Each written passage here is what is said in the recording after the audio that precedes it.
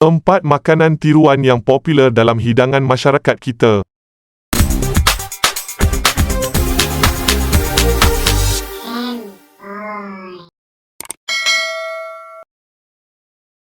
Terdapat banyak hidangan popular yang disajikan kepada setiap hari. Bagi pengguna yang peka, pasti mereka peduli tentang apa yang akan mereka makan.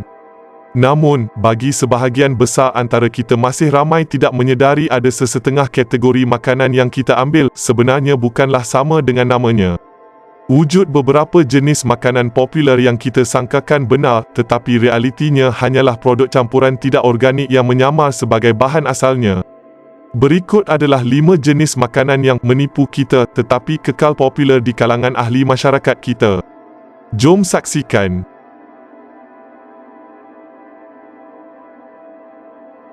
Nombor 4. Wasabi. Pokok wasabi sebenar atau lobak kuda wasabi merupakan antara tanaman yang cukup sukar dijaga tumbesarannya. Mempunyai nama saintifik Wasabia japonica, tumbuhan ini memerlukan persekitaran yang sangat khusus untuk membesar. Oleh sebab itulah harga wasabi sebenar sekitar RM1,000 sehingga RM1,500 untuk setiap 1 kilogram.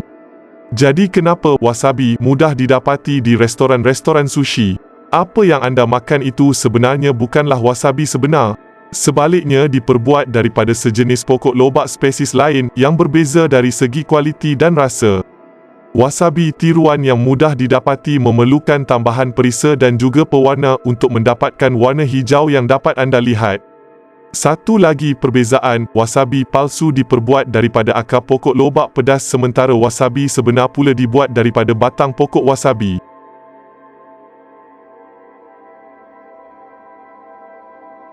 Nombor 3.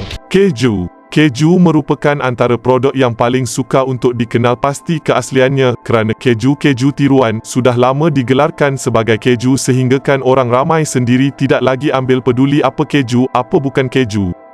Semua itu diburukkan trend sesetengah peniaga kita yang gemar mengkejukan semua menu mereka.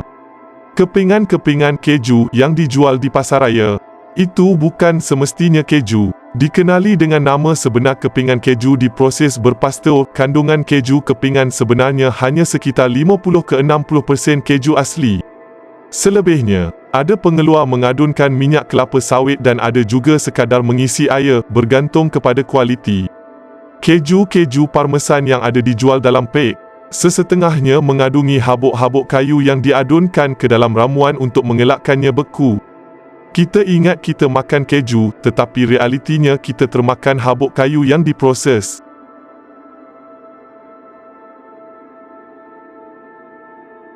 Nombor 2. Crab stick, filamen ketam. Cukup digemari kanak-kanak serta dijual sebagai ramuan resipi yong tau fu, inti sushi, bihun atau mi kari dan bermacam lagi jamuan filamen ketam memang popular. Walaupun popular rasanya bukan dapat diterima semua individu. Yang tidak menggemarinya pasti merasakan lidah kita sedang memakan sesuatu yang aneh. Ini kerana lidah kita tidak mampu menipu apa yang dinamakan sebagai filamen ketam bukanlah ketam, sebaliknya hanyalah imitasi kepada daging ketam. Dihasilkan oleh orang Jepun sebagai pilihan kepada penggemar ketam yang kurang berkemampuan, filamen ketam atau crab stick dihasilkan menggunakan bahan tepung berkanji yang diadunkan dengan daging ikan yang lumat, dinamakan di Jepun sebagai surimi. Dua bahan utama ini diadunkan dengan air, putih telur, minyak sayuran, garam, MSG dan perasa bergantung kepada jenis produk yang dikeluarkan. Warna merah yang menyelaputi lapisan luar filamen yang terhasil adalah pewarna tambahan, mungkin digunakan agar menampakkan filamen itu menyerupai warna seekor ketam. Dalam sesetengah pasaran yang lebih ketat, wujud keperluan untuk membezakan nama produk ini dengan produk ketam sebenar. Disebabkan itulah di sesetengah negara, mereka menggelarkannya sebagai crab sticks dan bukan crab sticks agar pengguna tahu produk itu bukanlah ketam asli.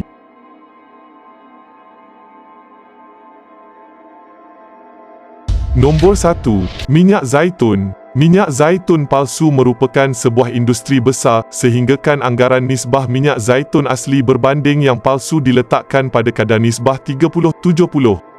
Palsunya pula boleh datang dalam pelbagai cara.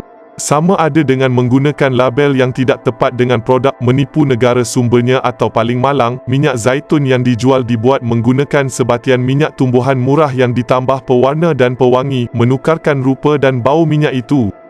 Lambakan produk-produk palsu ini berpunca daripada sindiket kongsi gelap dari Itali, dilabelkan sebagai agromafia oleh media, memilih untuk memulakan urusan jual beli minyak zaitun yang lebih menguntungkan berbanding menjual barangan terlarang seperti dadah.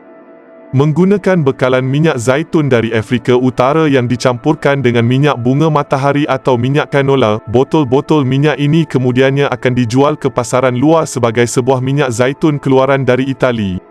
Chop made in Italy saja sudah cukup untuk membolehkan harga jualan lebih tinggi dikenakan, memaksimalkan keuntungan sindiket yang terbabit. Semoga video ini memberi manfaat. Terima kasih kerana menonton. Jumpa lagi di next video. Handphone.